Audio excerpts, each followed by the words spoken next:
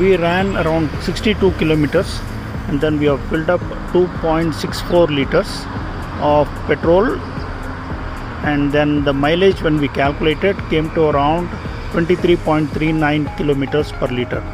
And the unit what we have installed, I will show you.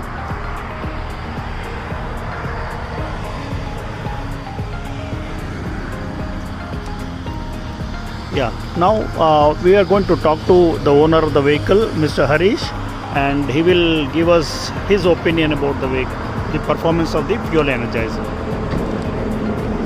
Sir, ಹೇಳಿ sir.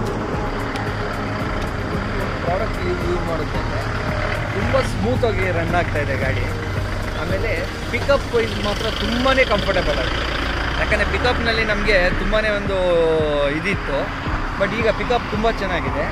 ಈಗ ಈ 62 kilometres run ಮಾಡಿದ್ಮೇಲೆ ಹೈವೇನಲ್ಲಿ without AC run ಮಾಡಿದ್ದೀವಿ. ನಮಗೆ 23.5 ಕಿಲೋಮೀಟರ್ ಮೈಲೇಜ್ ಕೊಟ್ಟಿದೆ.